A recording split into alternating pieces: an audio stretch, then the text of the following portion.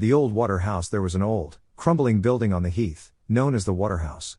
It had once been the heart of the estate's water system, but by the time we came to know it, it was a decaying shell of its former self.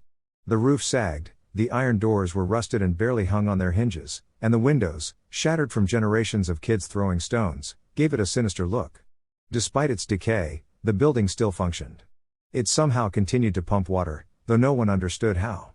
My mama and her siblings, who grew up near the heath, always spoke of the Waterhouse with unease.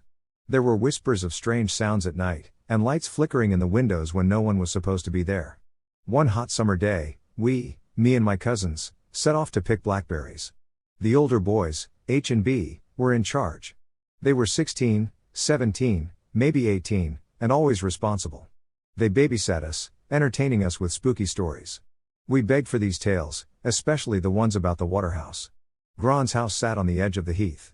We crossed through a gap in the fence, and as we walked, the older boys started their usual stories. But when we neared the Waterhouse, something changed. Their voices lost their usual bravado, and no one dared speak as we passed it. The building loomed larger, its decay casting a shadow on the day. The Waterhouse stood silent, a dark figure against the sky. We quickened our pace, eager to reach the blackberry bushes, but then we heard it, a scraping sound, like metal on stone, followed by a thud. We froze. The older boys exchanged uneasy glances. Then, we heard it, soft but clear, "Come closer. Come closer." A low, rasping voice from the direction of the Waterhouse. The excitement drained from us.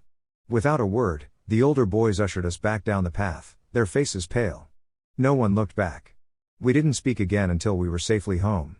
That day, we learned that the Waterhouse wasn't just a place to avoid, it was something far worse.